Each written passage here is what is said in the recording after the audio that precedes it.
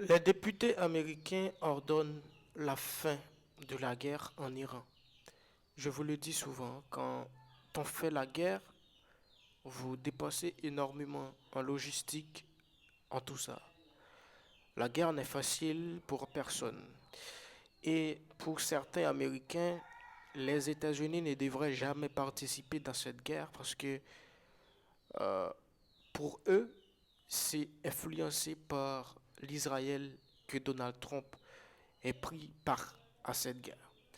Donc, les députés veulent que les États-Unis se retirent rapidement dans cette guerre. Alors, suivant les informations officielles, la Chambre américaine des représentants, la Chambre américaine des représentants a adopté hier un texte ordonnant au président de retirer les forces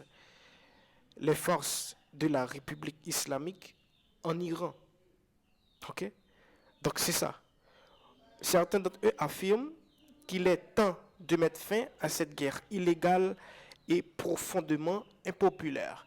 Donc, pour les députés, cette guerre est impopulaire, c'est-à-dire que c'est pas de la décision du peuple américain que les États-Unis aient pris part à celle-là.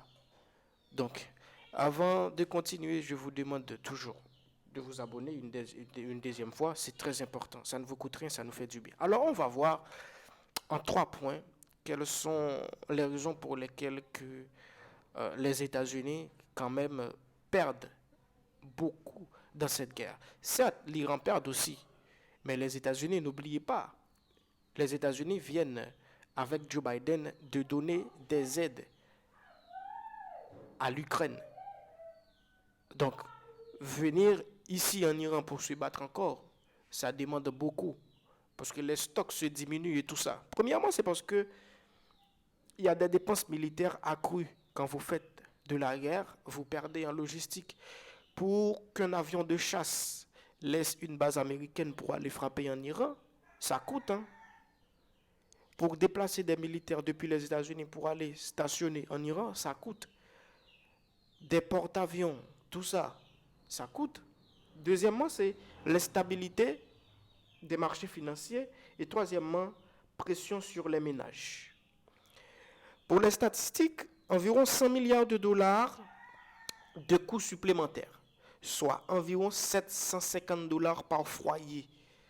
Donc les ménages payent environ 100 milliards de dollars de coûts supplémentaires. Donc ce que vous achetez, tout ça, les prix augmentent. Dites ce que vous pensez dans les commentaires. On va se revoir très bientôt dans une nouvelle vidéo, bien sûr.